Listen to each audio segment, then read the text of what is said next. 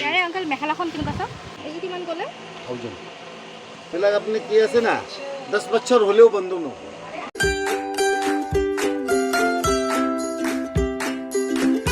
explore with সংগীতাৰ অন্য এটা ব্লগলৈ আপোনালোক সকলোকে মই স্বাগতম জনাইছোঁ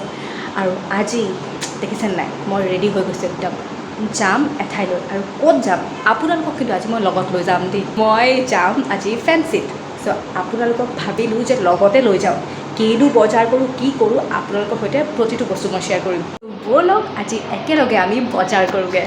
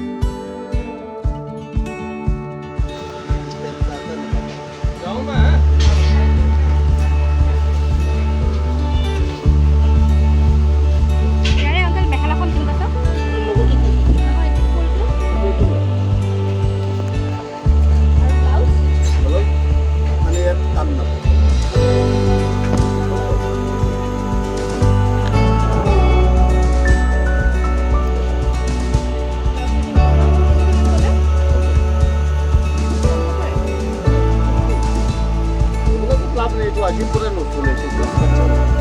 রানিং নাই আর এটা বন্ধ নো এগুলা আপনি কি আছে না 10 বছর হলেও বন্ধ না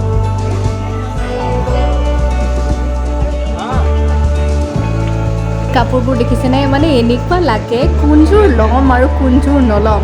চ' মই একেবাৰে গৈ কনফিউজে হৈ গৈছিলোঁ আৰু এখন মই ফেঞ্চিৰ ভিতৰত গৈছিলোঁ এখন হ'লচেল মাৰ্কেট হয় তাতে আপোনালোকেও যাব পাৰে আৰু বহুত ধুনীয়া মানে কাপোৰবোৰ পায় তাকো একেবাৰে ৰিজনেবল প্ৰাইজত যিহেতু তেওঁলোকে হ'লচেল ৰেটত বিক্ৰী কৰে তাৰ কাৰণে এনেকুৱা মানে হৈ যায় যে আপুনি যদি মানে এযোৰৰ কিবা টাৰ্গেট লৈ যাব পাৰে তেনেহ'লে আপুনি বেলেগ এযোৰ ল'বৰ কাৰণে আপোনাৰ বাজেটত ধুনীয়াকৈ মিলি যায়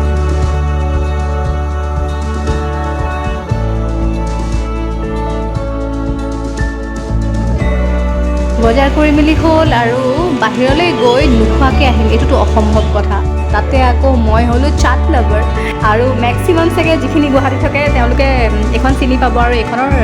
যিবোৰ মিঠাই হওক বা বেলেগ ধৰণৰ আইটেম হওক আৰু তাৰে চাট হওক ভাল পাবই লাগিব মানে ইমানে সঁচাকৈ তেওঁলোকৰ কোৱালিটি ভাল চ' ভাল পাব লাগিবই বুলি কৈছোঁ মই এয়া দিলোঁ ৰাজ কচুৰি চাট মোৰ ওৱান অফ ফেভৰেট আৰু ইমানতে ব্লগটো আজি শেষ কৰিছোঁ আজিলৈ ধন্যবাদ